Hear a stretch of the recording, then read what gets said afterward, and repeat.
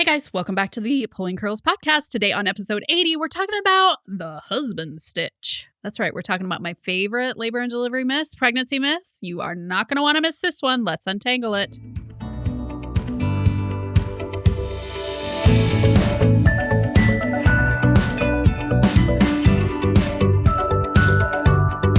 Welcome to the Pulling Curls podcast. I'm Hillary, your curly-headed host on the podcast where we untangle everything from pregnancy, parenting, and home routines.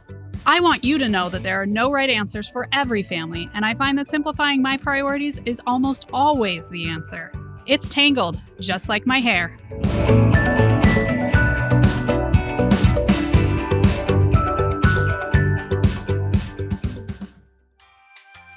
And now, a word from our lawyer. Hillary is a nurse, but she is not your nurse. This podcast is for entertainment purposes only. Please take the advice of your provider who understands your needs and circumstances. Thank you. Okay, guys, before we get started, can I beg you to leave us a review? We have so many listeners and not so many reviews because this is a podcast for busy moms. I know you're busy, but no other busy moms are ever going to find this podcast if you don't leave me a review. Thanks. Okay, guys, super excited for today's guest. I worked with her at my last hospital. She has been a nurse for 10 years. She's been an OB for 5 years. She just switched to labor and delivery. Just adore the heck out of her. I want to introduce my friend, Chantel. Do you feel prepared for your delivery? In just 3 short hours, you can be prepared for the confident, collaborative delivery you want. You'll know what to expect and how to talk with your healthcare team, and there are no boring lessons in this class. I'll use humor, stories from my 20 years in the delivery room to engage both of you. I love how Alyssa told me that she found herself laughing at things that used to sound scary. Most of all, you guys are going to be on the same page from bump to bassinet. Join the online prenatal class for couples today. You can save 15% with coupon code UNTANGLED. You can find the link in the show notes. Hey, Chantel, welcome to the Pulling Curls podcast. Hi, I'm excited to be here. I know, Chantel and I were talking. I'm so excited that she's here. And we were like, it's just like going to be old time sitting at the nurse's station being like, oh my gosh, do you know what I just heard? Right? So many things to hear at the nurse's station. Yeah. Okay. So we're just going to go back and forth sharing our favorite myths, but let's start with the big one, the husband stitch. I see this one a lot on TikTok. Have you ever seen a husband stitch? Apparently not, because when you told me, I'm like, I don't know what that is. So just for you guys listening, the husband stitch is if when they ask the doctor to put in an extra stitch. So if you tear when you have a baby, the doctor is going to stitch you up and they could put in an extra stitch, although really wouldn't make sense. And I'm not sure how it would heal, but I have seen it done. Not at the hospital that we worked at together, but when I worked in California, we did have a few doctors of a particular nationality, which I won't name, who would do it. And you could see the dads like look at them and then the doctor would nod and the dad would nod. And I was always like, this is some really weird. But the nurses were like, oh, that's the husband stitch. So this was a long time ago. This was the first hospital I worked at. So early 2000s. I bet they don't do it anymore because I just wonder how it heals, because if it's just skin that you're putting together with a stitch, it's not going to like do anything. Yeah. Definitely not going to return you to your pre-baby glory. Right? Dang it. No, I don't see how that would heal at all. Yeah. So like it would hurt. Yeah. And then, of course, there was lots of talk in the nurse's station about like, I guess he felt like he needed it. Whatever. I'll just leave that there. I'm going to leave that there because it's a G-rated podcast.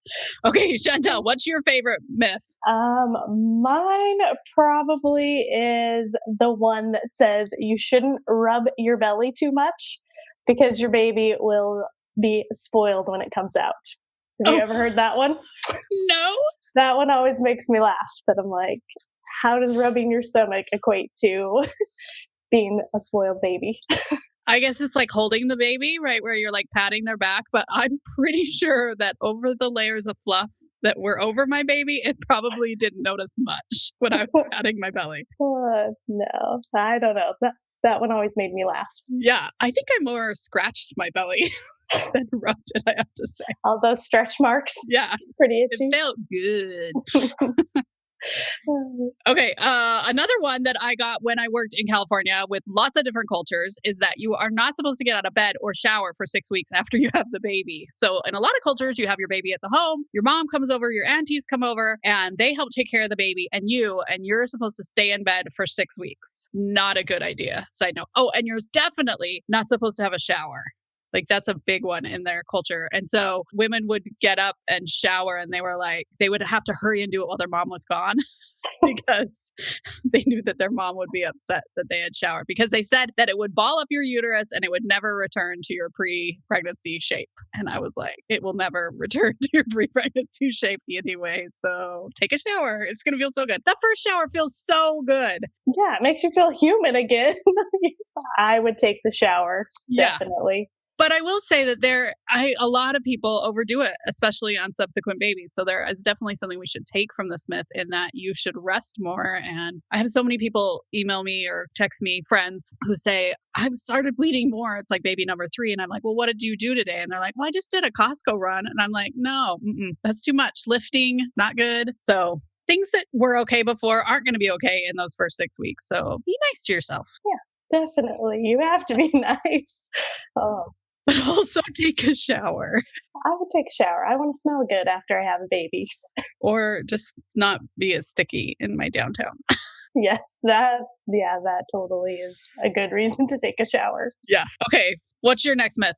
My next myth would be that this was someone I used to work with. She would say that she couldn't step over ropes because it would tie her cord in a knot or cause a nuchal. Oh, wow. Where the cord wraps around the baby neck. And she said her ancestry is from China. And she said that was big there, that they wouldn't step over ropes or strings or anything because they didn't want to cause that.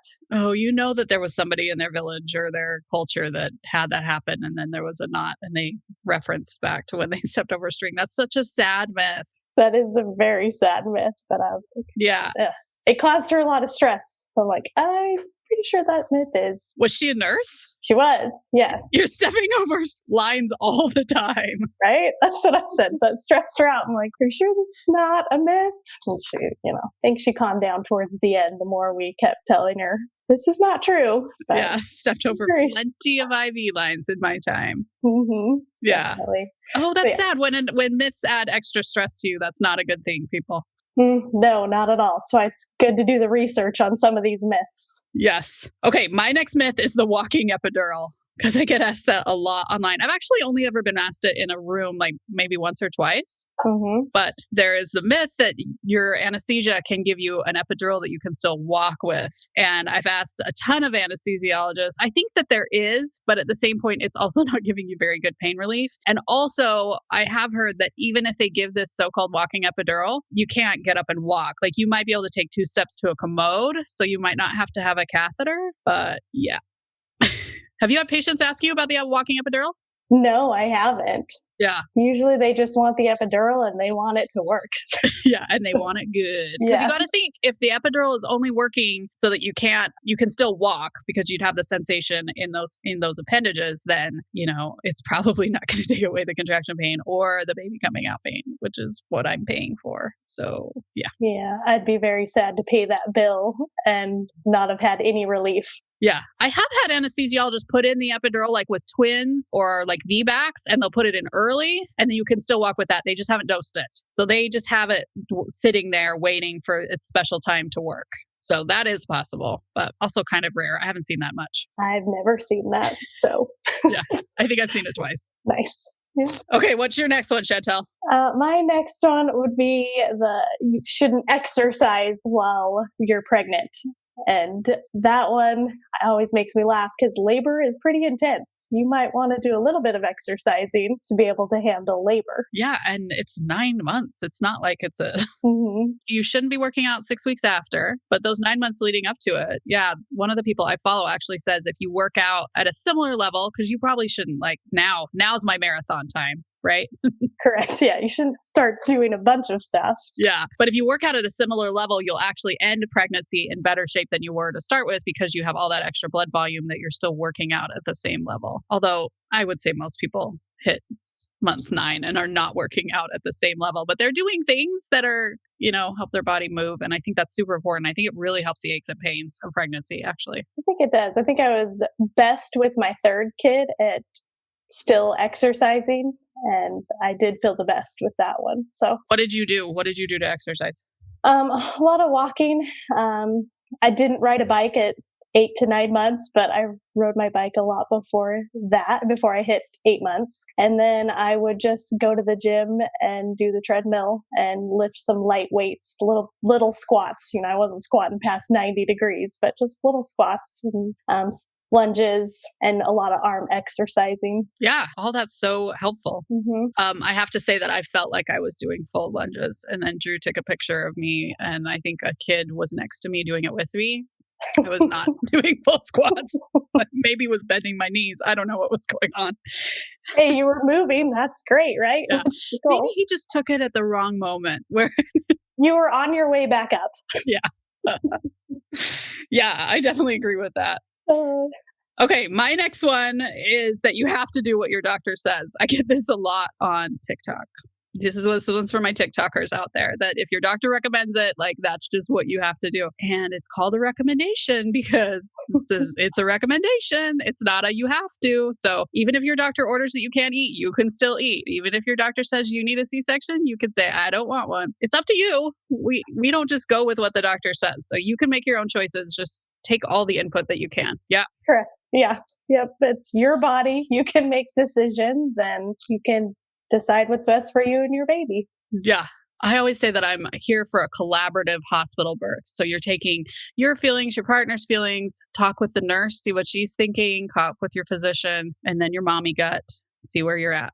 Yep. Mm-hmm. I agree. And honestly, if it's an emergency, you'll know because there's going to be 12 nurses in the room. Emergencies don't happen while the nurse is standing there with her arms folded, staring at the doctor, kind of rolling her eyes. Correct. Yes. Those emergencies. Like you said, we're all in there. We're all moving really fast. Yes. You may not see it on all of our faces, but things are happening really quickly and you pick up on that as a patient.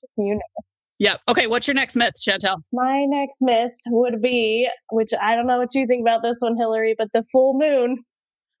They say it can't put you in labor, but I've driven home so many times with the full moon, and I'm like, that's why my shift was so crazy. What are your thoughts on that one? So I went to an advanced fetal monitoring once with, I think it's Christine Miller, who's big on fetal monitoring. And she was like, total myth busted. She's like, you just notice that it's a full moon. And then you're like, that's why. But she's like, and so now I start to go out on crappy shifts and I'll be like, oh, turns out the moon isn't full, just a crappy day. All right. I'm going to start paying attention on my drive home then. I mean, there is some talk about like barometric pressure and all that kind of stuff. And you'll hear of like tornadoes or hurricanes that a lot of people go into labor maybe before. Not a weatherman here, but I don't know. Some of that sort of makes sense. Mm-hmm. But again, it's just going to bump you into labor. You're not, You were already almost there. Yeah, no, I agree. And I had read that one too, that it's more about the biometric pressure changes, but I wouldn't want to. Is there a barometric pressure change with a moon? I don't think so. No. Yeah. So I know it's probably a myth, but in my mind, it's not. Yeah. And if you were 40 weeks, it probably wouldn't be either. You'd be like, aiming for the full moon. Let's get this out. Yes, exactly. Okay. My last myth, although you saying yours made me think of one more. So stay tuned for my bonus myth at the end. But my last one is that Pitocin is bad. A lot of times I'll see on birth plans, absolutely no Pitocin. And I'll start talking to them about like, why no Pitocin? And they'll be like, well, I heard an induction is bad. And just so you guys know, we use Pitocin after you have your baby too. And they've been doing that for years. They even do that at home births. Like Pitocin is the thing that helps your uterus cramp back down so you don't bleed, because that's one of your highest risks of having a baby is hemorrhaging after the baby comes out. So if you don't want an induction, that's fine. But Pitocin, I've seen it keep lots of people alive. So not a bad drug. No, not at all. Yeah. When used wrong, it is a bad drug. But when used correctly, it's good. Yes, definitely. It's my favorite when we need it. Definitely. Yeah. Yeah. Mm-hmm. Okay. Your last myth, Chantel. My last myth has to do with telling if you're having a boy or a girl. Have you seen it where they, on a string, they hang a ring, or I've seen it done with just like a needle, and you lay down and someone holds the string over your stomach and then it slowly starts to move. If it swings in a circle, you are having a boy. If it swings back and forth, you're having a girl. No. I heard it had to be your wedding rings. It had to be your wedding ring. Yeah. That may not work in everyone's case. That's true.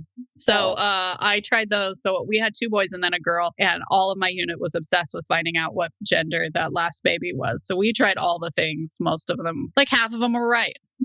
Really? Well, it's like my full moon one. Yeah. I think it's right, but probably not. Yeah. So, and a lot of people ask, oh, do you think the heart rate means it's a boy or a girl? And I'm like, they sound the same. Yep. Yeah, they do sound the same. But I've heard that one too. Or baby moves a lot, it's a boy. My most still kid is a boy. So that's probably mine too. But he was my first. So don't they say the first doesn't move as much either? Well, I just don't think you notice it as much, right? Because you aren't really knowing what to look for, maybe. Yeah, you think it's gas pain. Yeah. Every once in a while now, I'll be like, oh, the baby's moving. Not pregnant. We didn't mention the heartburn one, though.